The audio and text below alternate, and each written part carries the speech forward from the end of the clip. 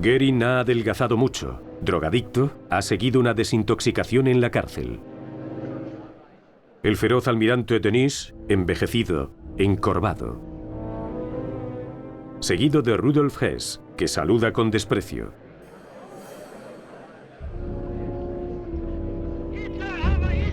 Quien fuera delfín del Führer voló a Inglaterra en 1941 para negociar la paz, sin éxito. Ya había pasado la guerra en prisión. Göring recibe guasón a alguien a quien siempre ha tratado de imbécil. Ribbentrop, el ministro de Asuntos Extranjeros, seguido de Waldur von Schirach, jefe de las Juventudes Hitlerianas. Reunión de alta sociedad, pese a que se arriesgan a la pena de muerte, como el mariscal Keitel, que hace sonar sus talones. Está acusado de crímenes de guerra con su adjunto el general Jodl. Taparon las ejecuciones sumarísimas de los comisarios políticos soviéticos y todos los horrores perpetrados en el frente del Este.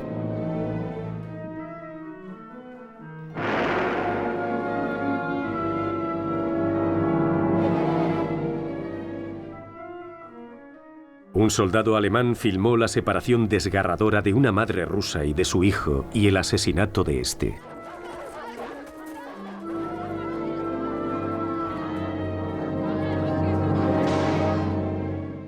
Junto a estas personas colgadas, la pancarta: "Estos judíos insultaron a la Wehrmacht".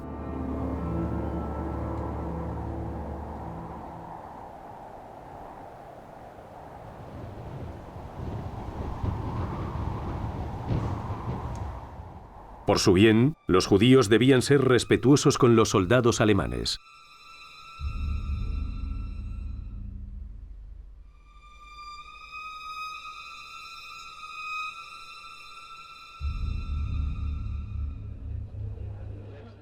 Alfred Rosenberg, teórico turbio del antisemitismo, exprimió hasta el delirio el mito de la raza superior. Por toda Alemania expandió su veneno, recogido por periódicos como Stürmer, que titulaba Judaísmo criminal. Su director, Streicher, en la primera fila de los acusados, predecía en 1935 la solución final.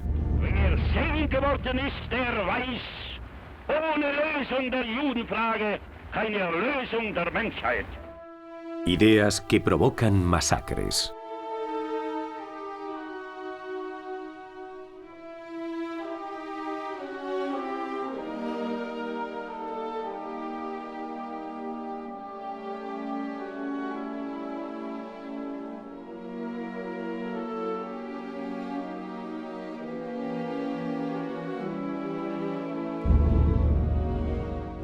¿Qué responsabilidad tiene Franz von Papen, que fue canciller de Alemania antes de Hitler y que facilita su acceso al poder? ¿Pero quién podía desconfiar?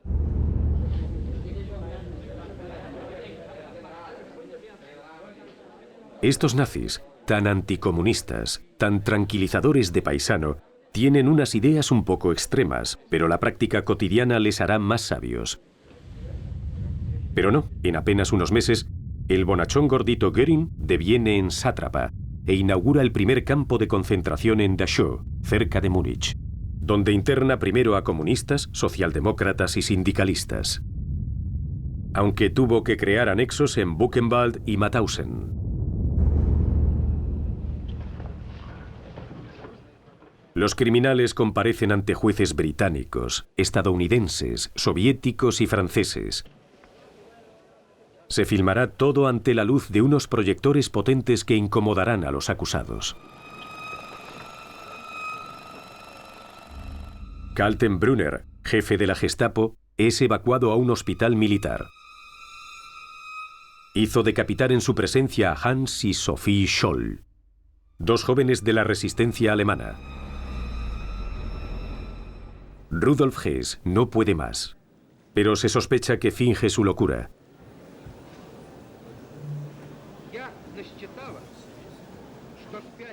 Así son estos hombres, presentados aquí como símbolos vivos del mal. Todos los países víctimas de los nazis están representados por procuradores y todas sus lenguas se traducen simultáneamente gracias a un sistema ideado por la empresa estadounidense IBM.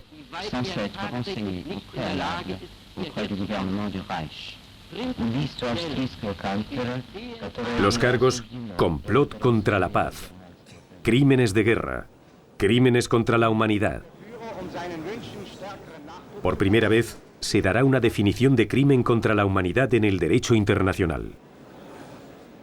Es el asesinato, la esclavitud, las persecuciones raciales, todos los actos inhumanos cometidos contra la población civil.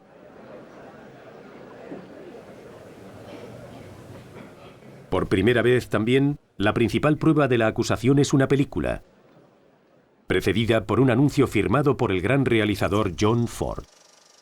Para zanjar cualquier intento de negacionismo, certifica que las tomas han sido realizadas sin trucaje alguno.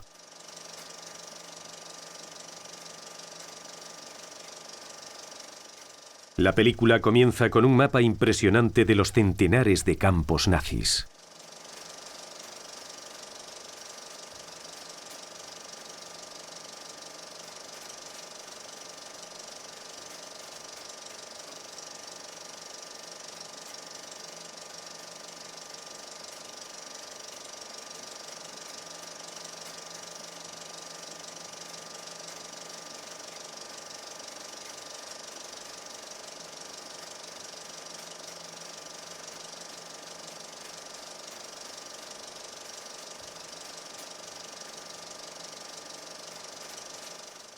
Para la mayoría de los acusados es un shock.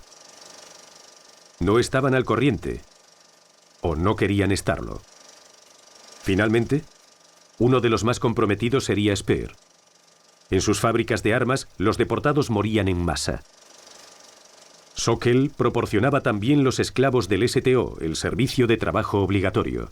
Estos campos eran campos de concentración. Había muchas muertes, por hambre, por frío, por malos tratos, por agotamiento. Pero otros campos eran campos de exterminio, destinados a matar en masa a personas de buena salud, a millones de hombres, mujeres y niños, por medio del gas mortal Ciclón B, utilizado en las cámaras de gas y con los crematorios, que podían quemar miles de cadáveres al día. Una superviviente de Auschwitz presta testimonio. Comunista, fue deportada por pertenecer a la resistencia. Êtes-vous témoin direct Oui. de la sélection à l'arrivée des convois? Oui, parce que quand nous avons travaillé au bloc de la couture en 1944, notre bloc, le bloc où nous habitions, était en face de l'arrivée du train. On avait perfectionné le système. Au lieu de faire la sélection à la halte d'arrivée, une voie de garage menait le train presque jusqu'à la chambre à gaz.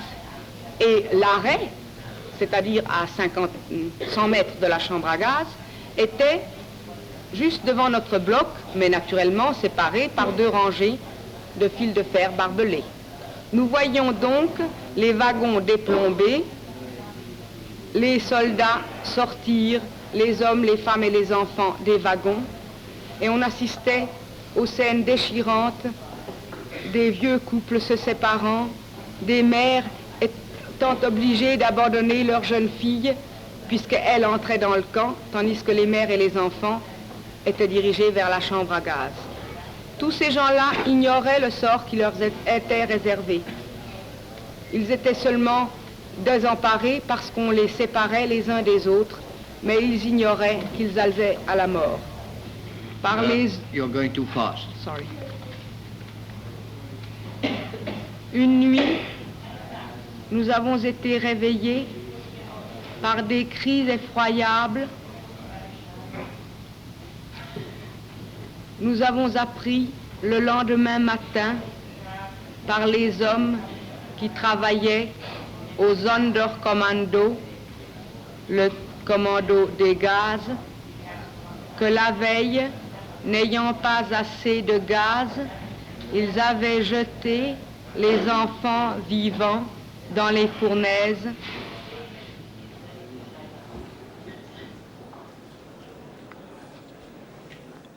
¿Qué pueden decir los acusados? Estas son algunas de sus últimas declaraciones. Göring.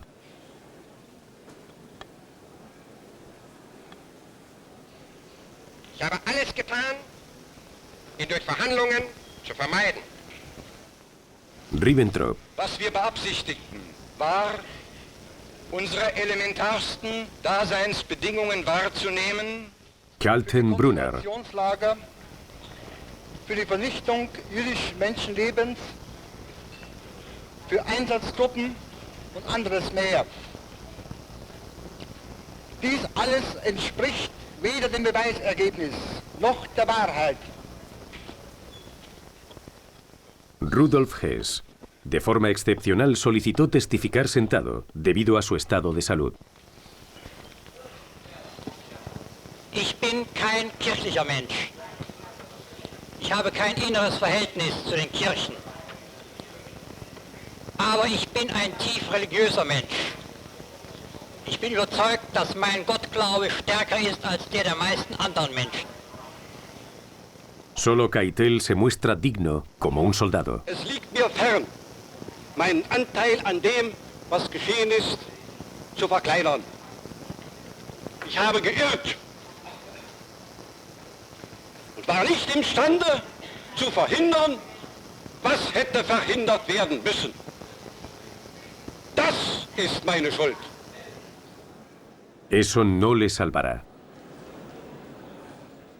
El tribunal se retira para deliberar.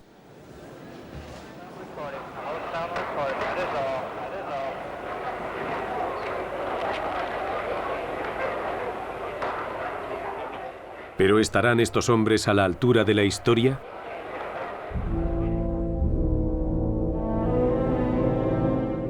Los jueces discuten para salvar algunas cabezas, como la de Speer, que prestó servicios a los aliados entregándoles planos de la industria japonesa, o de von Papen, que tiene contactos. Los soviéticos protestan. La gran mayoría de los acusados son condenados a muerte, como Göring, Kaltenbrunner, Rosenberg, Sokal, Streicher y Ribbentrop. Göring logra suicidarse, pese a estar sometido a una vigilancia constante. ¿Quién le dio el cianuro? ¿Por qué el guardia relajó la vigilancia? ¿Simpatía o corrupción? Las ejecuciones tienen lugar inmediatamente. En la noche del 15 al 16 de octubre de 1946.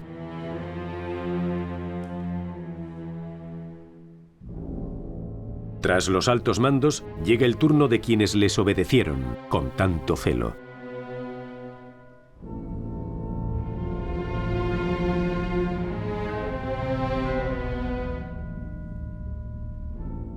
Solo los aliados occidentales juzgan y cuelgan a 794 criminales nazis, entre ellos Kramer, el comandante de Bergen-Belsen.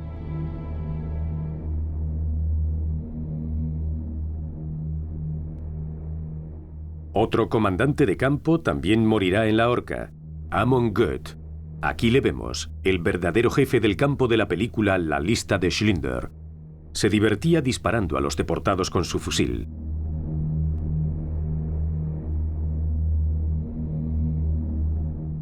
Su fin será largo.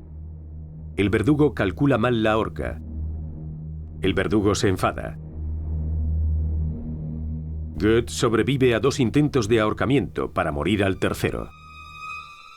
El verdugo por fin está satisfecho.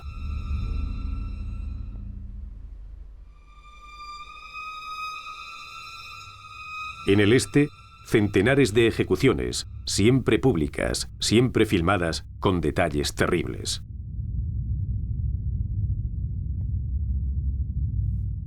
Es el castigo de los pueblos que han sufrido.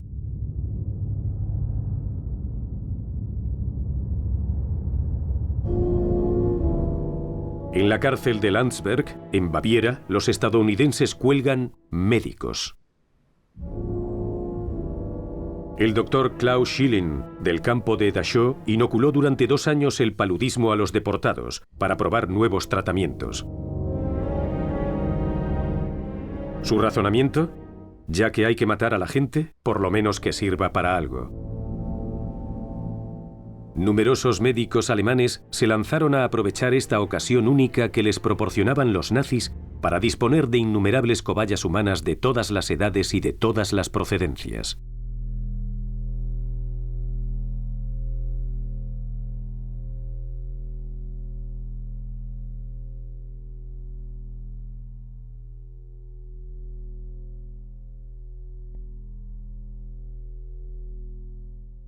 El médico alemán de Auschwitz, el doctor Josef Mengele, escribía en 1943 a su profesor: ¡Qué maravilla! Es la primera vez que veo un estómago en funcionamiento.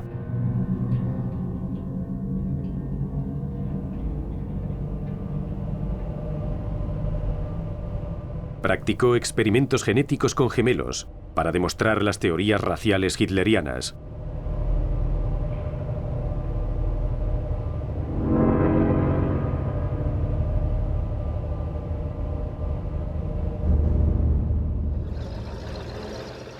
Mengele se escabulló entre las mallas de la red. ¿Cuántos criminales nazis se esfumaron también entre la masa de los millones de refugiados que recorrían Alemania en todos los sentidos?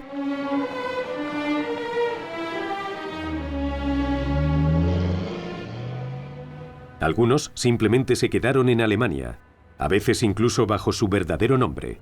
Nombres como Hagen, Lischka, Heinrichson, pese a estar buscados en Francia por sus actos. No tenían conciencia de haber sido criminales. Cumplían con su deber. ¿Por qué habrían de inquietarse?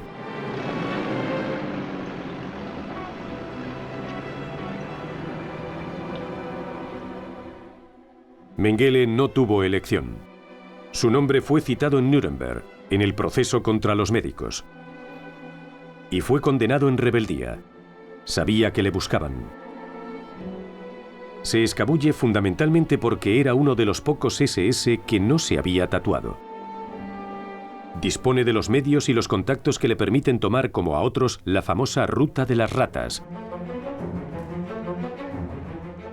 Una red organizada tiempo atrás por los nazis que atraviesa los Alpes hacia Italia, con dirección a Oriente Medio, hostil a los judíos, a donde irá el Gestapo Brunner, o a la España franquista, y a la América del Sur, de donde los cazadores de nazis los harán salir un día. Argentina. El dictador Juan Perón y su esposa Evita son abiertamente favorables a los nazis. El ejército argentino ha sido equipado y entrenado por la Wehrmacht. Una pujante comunidad alemana siempre ha alabado a Hitler. Y las entidades bancarias alemanas guardan el tesoro de las SS. Los aliados solo recuperaron una pequeña parte cuando liberaron los campos. A los deportados les habían dado la consigna de llevar sus objetos de valor con ellos. Les ayudarían en su nueva vida, les decían. Las SS se hacían con el dinero, las alianzas, los dientes de oro, y lo fundían todo para hacer lingotes en Suiza, a donde Evita Perón hace discretas visitas después de la guerra. El oro cambia de manos. 300 fugitivos nazis logran entrar en Argentina con documentación falsa, pero permisos de viaje auténticos emitidos por la Cruz Roja, a veces con la ayuda de ciertos departamentos del Vaticano, poco rigurosos o incluso cómplices, pero en todo caso, desbordados por el flujo de refugiados. Así huye a Argentina el SS Adolf Eichmann. Eichmann, el organizador de la solución final, el planificador del crimen, el guardaagujas jefe de los trenes de la muerte. Sus convoyes de deportados de toda Europa ruedan hacia los campos de exterminio.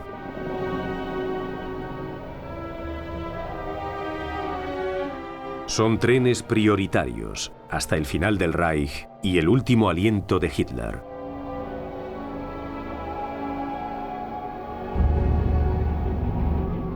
Eichmann, que de noche vuelve en las pesadillas de Wiesenthal. Pienso en él constantemente, decía Wiesenthal. Para mí, él es ahora el criminal número 1. ¿Pero dónde se esconde? ¿Sigue vivo? Wiesenthal crea una red de supervivientes de los campos. Las cartas llegan del mundo entero, pero también denuncias de nazis por otros nazis. Y así Wiesenthal consigue hacerse con un documento excepcional, el registro oficial de las SS. I paid for this book $500 for a formerly Gestapo chief. Yes. Formerly Nazi, he was only a simple party member. He was in a little town or a village. After the war, he saw he was in a big murder party, and now he knows many big party members have too much money, has good cars, and has factories. And he's a little man. He came to me, and so, you know, I will, for my conscience, tell you what I know. Así es como Wiesenthal encuentra la pista de Adolf Eichmann, convertido en Ricardo Clement. Wiesenthal sabe que está vivo, pero ¿dónde? Eichmann se oculta en un primer momento en una hacienda de La Pampa. El gran asesino cría conejos. Ha tenido otros trabajos, nada glorioso, pero al menos se cree a salvo. Como los viejos nazis que se pensaban que la tranquilidad estaba en el fin del mundo. El fin del mundo es Bariloche, un pequeño pueblo de los Andes. Los fugitivos construyen chalés al estilo de los de Baviera, mientras sueñan con la resurrección del nazismo.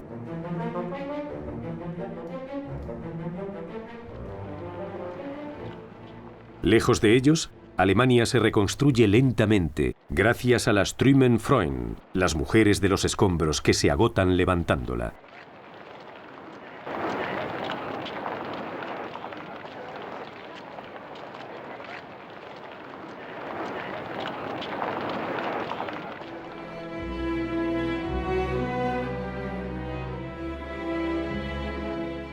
Los alemanes también necesitan recuperar la memoria, pero quienes lo intentan lo tienen difícil. Wiesenthal está solo. Tiene la sensación de que hará falta otra generación para hacer frente a un pasado así. Los hijos de la Alemania año cero crecen con el mutismo de sus padres, como Beate. Des parents qui faisaient partie de la majorité silencieux, qui ont voté pour Hitler. Mes parents n'étaient pas des résistants, c'était pas des nazis non, pas des nazis non plus, mais c'était leur, en principe c'était ces familles qui racontaient rien aux enfants. On ne se posait pas de questions. J'ai vécu à Berlin, une ville quand même qui était frontalière avec une autre partie d'un monde, le monde communiste, et nous on a vécu dans le secteur occidental, disons des Anglais. Et donc, j'ai vu une ville divisée et puis les forces d'occupation, ça m'a certainement formé.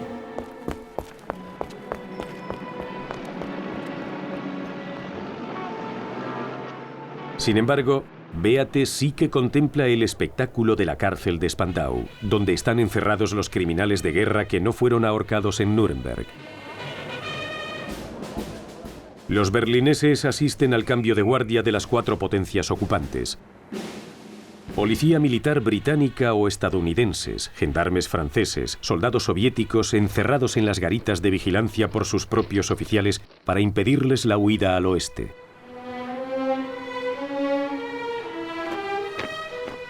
La cárcel de Spandau, un inmenso conjunto carcelario medieval completamente desorbitado para 7 prisioneros. Entre ellos, Rudolf Hess, el delfín del Führer, condenado a cadena perpetua, que empapelará su celda con fotos de la luna.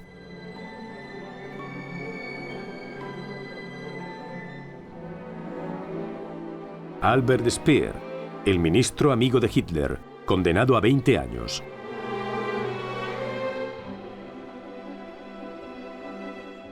Al otro lado de estos muros, en el sector soviético, Las pancartas protestan contra una ausencia en la prisión de Spandau, la de von Papen. ¿Cómo este hombre que favoreció la toma de poder de Hitler pudo ser absuelto en Nuremberg?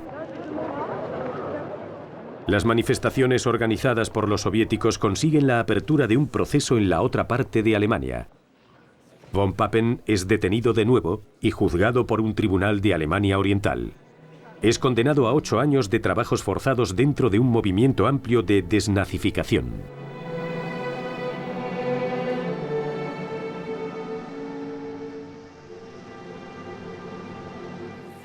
Millones de nazis o simpatizantes son investigados, 100.000 condenados. Pero a la memoria le cuesta despertarse de su sueño. Y entonces los procesos se vuelven menos habituales. Los alemanes quieren olvidar el nazismo. Quieren pasar página. Incluso quienes fueron tatuados a su llegada a Auschwitz.